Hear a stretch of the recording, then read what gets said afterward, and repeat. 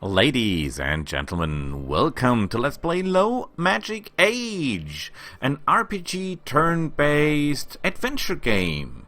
You crawl around on the world, visiting dungeons, beating monsters, doing quests, trading stuff, developing your characters, and it's all D&D based. Isn't that beautiful? It is. The character creation alone is a wonder for itself. We could go for arena, but we're more interested in the adventure mode. Please keep in mind that this is the better version. We start a new adventure and we're immediately asked for the difficulty, and we of course go roguelike because why not? There's a leveling up speed, a maximum monster density, all that is here. This was, I think, the number of guys crawling around. There are towns where you can buy stuff and sell stuff, and you can trade with goods. You can buy weapons and armor and all that, of course.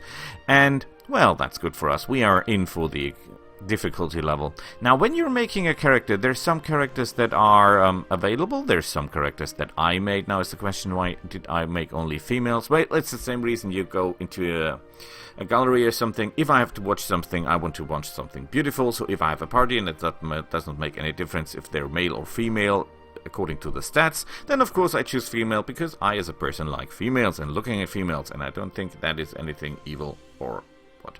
So with the character creation, we can take quick builds, then they will level up for us, and these are, well, pre-made, so to say. But we want to create a custom character, so we're asked which race we are, and as you can see, they all have different pros and cons, and for example, a human can choose where he gets his bonus. He does not get bonus to everything. That is a little bit confusing. He can choose one of those, of course, only to get a bonus. And some have different movements, some have different traits, some go with a proficiency in weapons to start with, axe for example, but we're taking a human just to show how it works. And then we choose a class. There are no monks here, sadly. When I play D&D, I always play monks, but there are no monks available here. Wizard, rogues, barbarians, and fighters, and as you can see, some of them are gaining automated feats, some of them are not.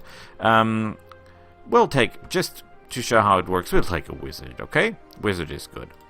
So, now we have points left. In many of the D&D games on computer, you have to roll random numbers and then you can distribute the points. That leads to some people sitting there for 2 weeks making characters, just trying to roll the highest possible number and not accepting any number below that. So that's the reason I prefer this system, because you simply have points to spend.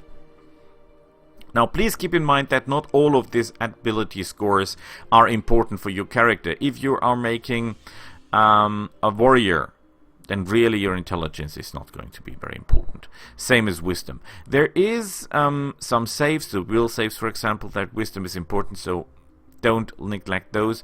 But con, strength, and dex. Constitution, dexterity, and strength are the most important for most characters, because constitution, of course, will keep you alive due to hit points and to fortitude saving throws, and there are a lot of fortitude saving throws in this game.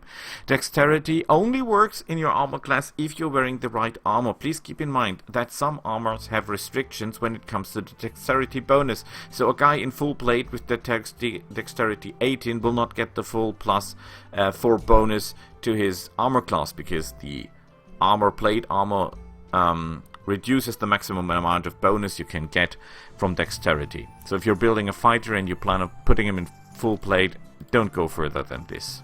Unless you're expecting to get some magical kind of full plate that allows you to use a higher dex modifier, but I would not recommend that. Strength, however, is useful as always, because you can carry much, you can punch like a troll, that's really, and it helps with hitting and doing damage, and that's great.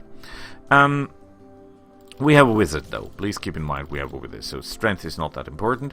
When you're doing wizards or clerics, please keep in mind that it does not only affect the maximum or the damage rolls or attack rolls of your character, it also affects the maximum spell level that you can cast in most D&D games.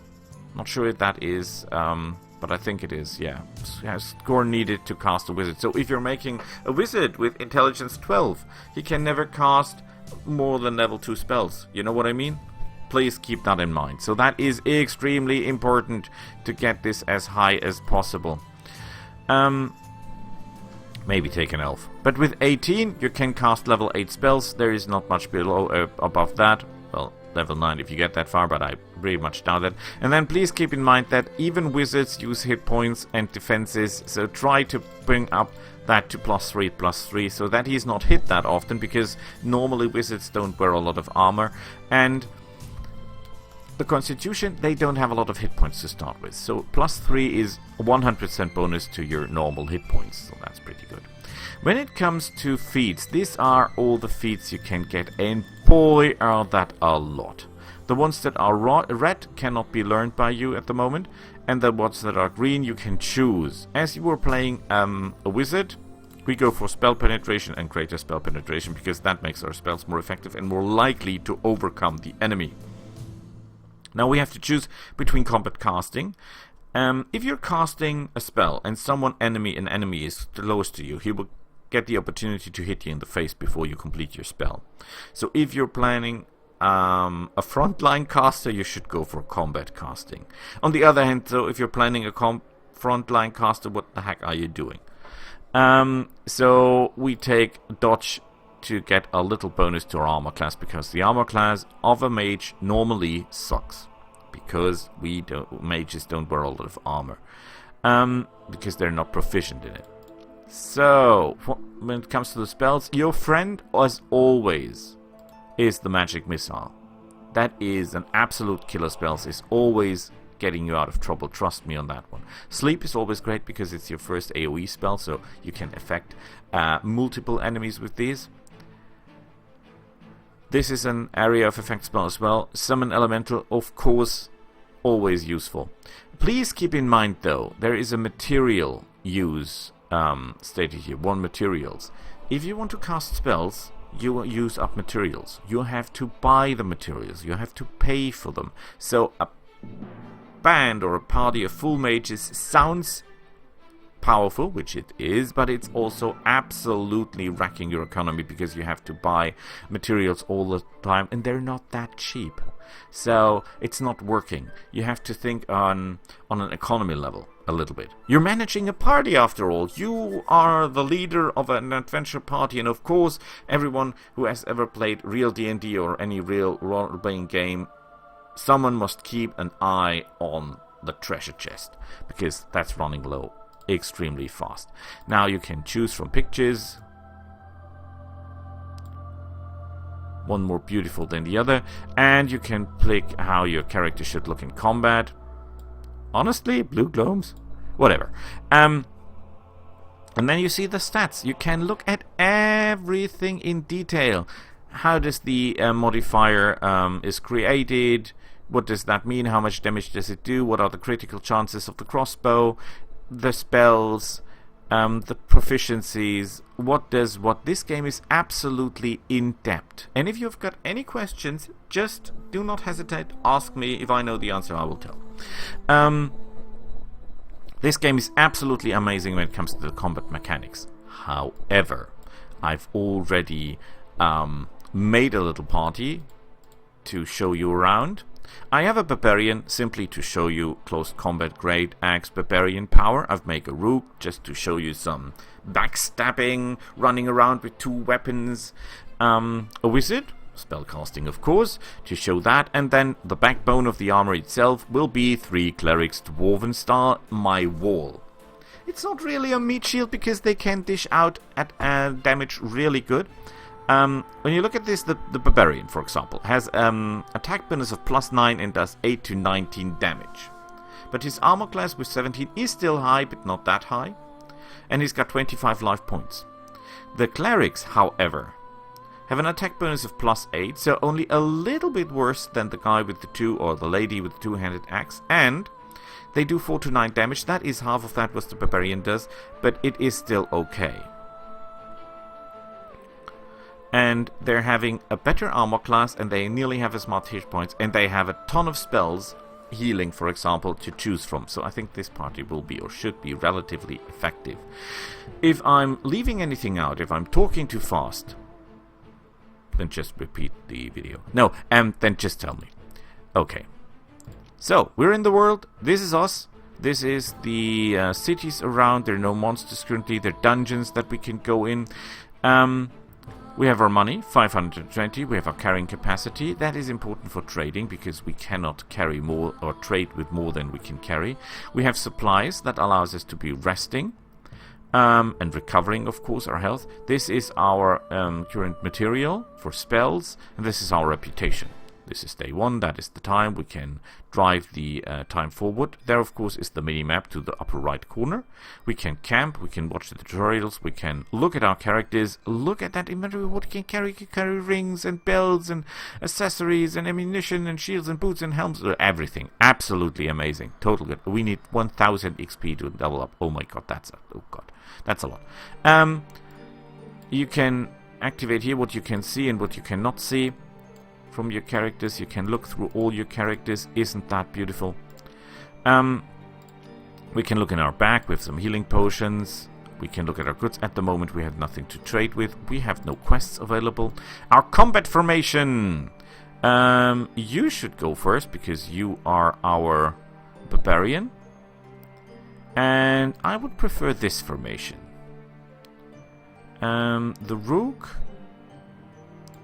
You go here, you go back, and you go... Actually, you should go far back because you're the wizard. Well, not too back, because if something comes from behind, we'll not be able to protect ourselves. That would be bad. And we take this formation. Isn't that beautiful? We can select the formation. You, the rook, actually, you should be on the side because you will be flanking and doing sneak attacks. Good! So, here we are. Skills... That's very important. Please keep in mind that one in your party should have a very, very high intelligence for search for traps and stuff like that, and someone should have a very high intelligence. Simply same reason for disabled devices, and someone should have wisdom to listen in monsters. So let's go to Lud and look around just a little bit to find out what's going on here. Now there is a difference between villages or small towns and big towns. In villages you can trade as you like. You do not need a permission to trade. In bigger cities you have to pay for the rights to trade. And this is the wonderful thing. Have you ever played Elite?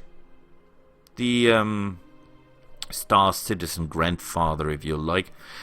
Trading there was very, very, very hard because you have to write down the prices for what you bought, and then you have to look everywhere for what you can sell it and what is your benefit. And here it tells you the standard price minus 29% is the local price, and when you're going to sell it, it will show you the price that you have bought the item for, so that you can always be sure that you're not making negative. Isn't that beautiful? Isn't that absolutely amazing? I think it is. There are adventurers looking for us. They both look the same. That is not very often. I say that. This is not lazy, that they all look that way. That is just random. This is a wizard, but of course ours are better. We can buy stuff. We can look around what they sell. Throwing axes, battle axes, spears, light crossbows, pressed plate. Now look at that. That is an awesome piece of armor. Armor class +6. That is more than we have, because we have +5. Our dexterity bonus is +2. So we're actually not fully using this scale mail. The scale mail would allow us to use a maximum dexterity bonus of 3, but we only need an armor that has a maximum dex bonus of 2, so this is actually just what we need. It has an arcane spell value, please. Mind the word arcane. It's not clerical, it's arcane. However, this armor is relatively expensive. There are some quests for us that do not pay that well, but there are 2 quests to the same city, so actually we could take those 2 and hit 2 flies with the same clap. And I'm really thinking I should buy this, because that would increase my armor class. On the other hand, though, we should keep in mind that we must make some money. We could also go for some trading salted fish. Where is this thing we have to go? Oh my god, that's miles away. Can we even travel that far, I ask myself. Okay, let's just travel there. We could have bought some stuff on the way. There is a small dungeon. Oh well. This is a Let's Play, so let's look into it. As you can see, this is where we are. This is the way we can go. And it's Elder's Graveyard. Let's just move a little bit forward. Listen in if there is something. No, we don't know what it is. There is nothing. We go forward. Oh, there's a trap.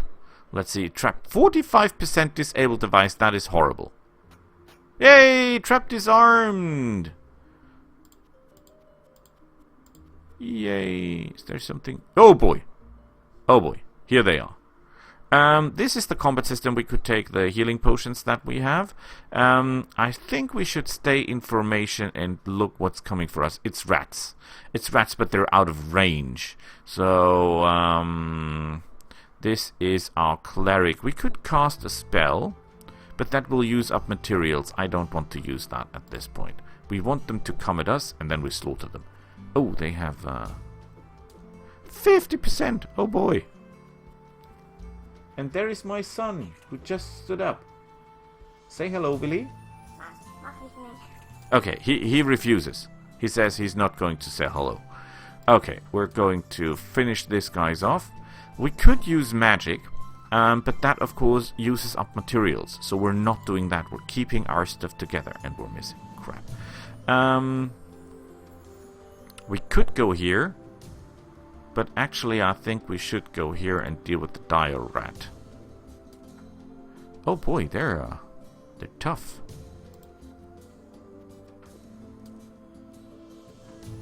Oh, and there is that a super rat? No.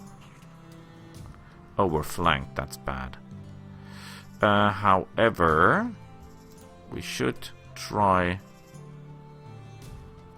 Damn it! There are a lot of them. Okay, can you flank that thing? I hope you can. Flanking and sneak attack, that's how we like it. Although we didn't exactly do a lot of damage. Okay, we're getting hit a lot.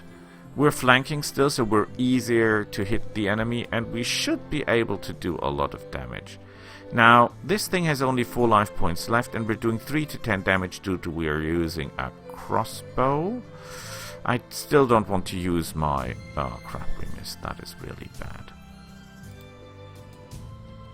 We really must take the enemy down now, because we're getting into trouble here. Getting damaged a lot more than we should.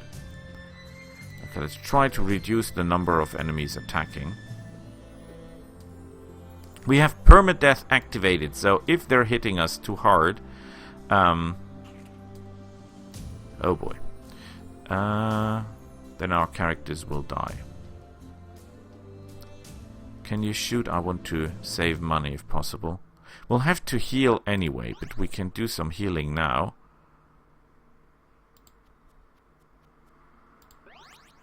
It costs materials, yes, but still I think it's a good trade. And we won! Hooray! 55 gold and an adamantine sword, short sword. Isn't that beautiful? We get +1 attack because it's adamantine masterwork.